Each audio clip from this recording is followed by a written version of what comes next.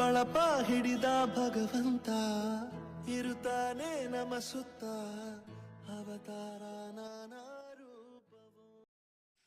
ಜನ್ನಾವರ ಶಾಲೆಯ ನಟರಾಜ್ ಶಿಕ್ಷಕರು ಮಕ್ಕಳ ದಾಖಲಾತಿ ಸಂಖ್ಯೆಯನ್ನು ಹೆಚ್ಚಿಸಲು ಹಾಗೂ ಗೈರು ಹಾಜರಾಗದಂತೆ ನೋಡಿಕೊಳ್ಳಲು ವಿವಿಧ ಸಾಂಸ್ಕೃತಿಕ ಕಾರ್ಯಕ್ರಮಗಳನ್ನು ಆಯೋಜಿಸುವ ಮೂಲಕ ಮಕ್ಕಳನ್ನು ಆಕರ್ಷಿಸಲಾಗುತ್ತದೆ.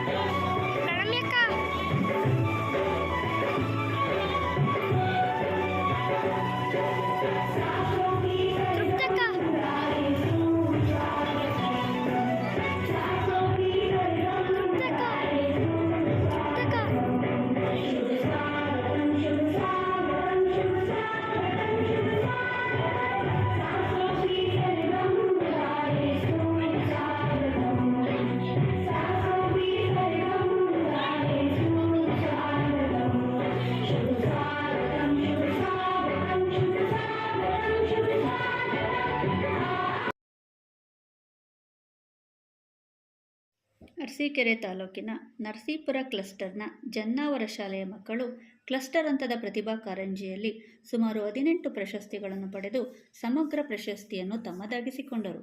ಇದರಿಂದ ಶಾಲಾ ಶಿಕ್ಷಕರಿಗೂ ಹಾಗೂ ಗ್ರಾಮಸ್ಥರಿಗೂ ಸಂತಸದ ಕ್ಷಣವಾಗಿದೆ.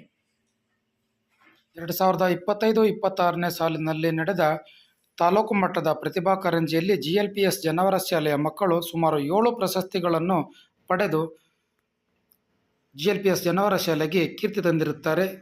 ಹಾಗೂ ನಮ್ಮ ಇಲಾಖಾ ಸಿಬ್ಬಂದಿಯವರು ನಮ್ಮನ್ನು ಅಭಿನಂದಿಸಿದರು. ಸಂದೇಹನಿಗೋ ಮೆಚ್ಚಿನ ಕಲಿಗಳೇ ಕನ್ನಡ ಕಂಡರೆ ಕಣ್ಣಿಗೆ ಒತ್ತಿಕೋ ಅಕ್ಷರ. Hello, anybody is there? Yes, what you want? I want on biscuit. Which biscuit do you want? I want on marigold biscuit. Take this. How many rupees? 10 rupees. Take 10 rupees. Thank you. Welcome. ನಮ್ಮ ಗುರುಗಳು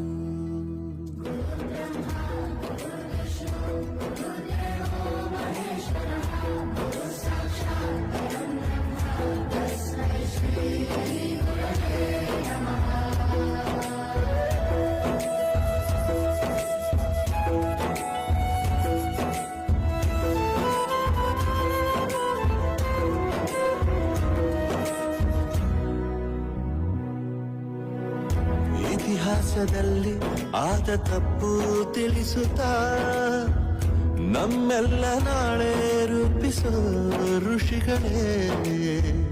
ಭೂಗೋಳದಲ್ಲಿ ಕಕ್ಷೆಯಲ್ಲಿ ತುಂಬಿದ ವಿಜ್ಞಾನ ಜ್ಞಾನ ತಿಳಿಸಿದ ಹಿರಿಯರೇ. ಮಾನವ ಲೋಕಕ್ಕೆ ಸತ್ಯದ ಶಾಂತಿಯ ಸ್ನೇಹದ ಪ್ರೀತಿಯ ಮಾರ್ಗದರ್ಶಿ ಮಾರ್ಗಸೂಚಿ ಗುರುವೇ. 100 ಜನುಮ ಗುರು ಋಣವು ತೀರೋಲ್ಲ. ನಮೋ ನಮ ಗುರುಗಳೇ.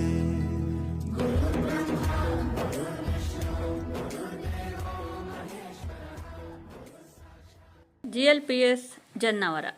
Nataraj sir is teaching one rhymes. There is a lovely nest. There is a lovely nest.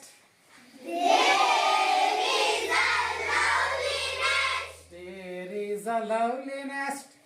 There is a lovely nest. A lovely, lovely nest. Lovely, lovely nest.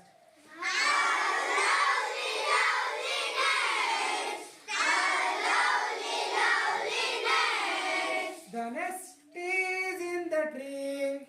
The nest is in the tree. The nest is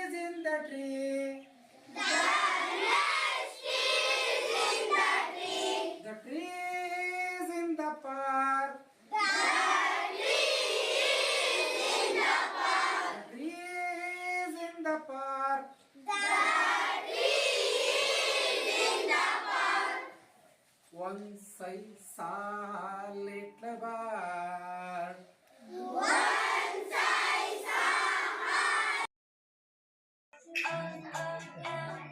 B is for bag, bag. C is for cat, cat. D is for dog, dog. E is for egg, egg. F is for fish, fish. G is for goat.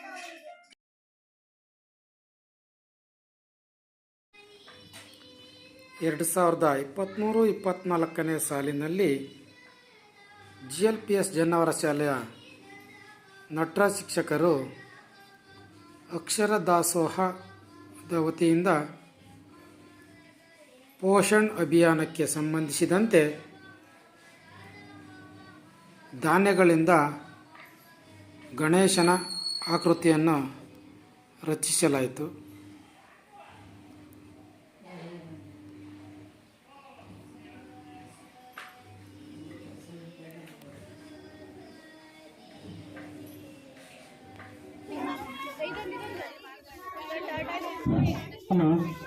ಛದ್ಮವೇಷ ಎಲ್ಪಿಎಸ್ ವಿಭಾಗದಿಂದ ಛದ್ಮವೇಷಕ್ಕೆ ತೀರ್ಪುಗಾರರು ready ಇದ್ದಾರೆ. ಎಲ್ಲರೂ ದಯವಿಟ್ಟು ಬರಬೇಕು, ಕಡಿಮೆ ಸಂಖ್ಯೆ ಇದೆ.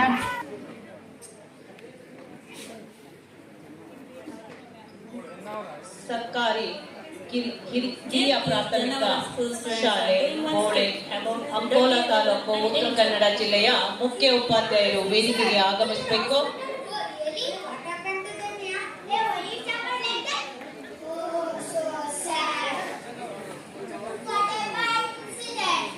ಇವಾಗ ಸರ್ಕಾರಿ ಕಿರಿಯ ಪ್ರಾಥಮಿಕ ಶಾಲೆ ಜನ್ನಾವರದವರು ಸನ್ಮಾನವನ್ನು ಸ್ವೀಕರಿಸ್ತಾ ಇದ್ದಾರೆ.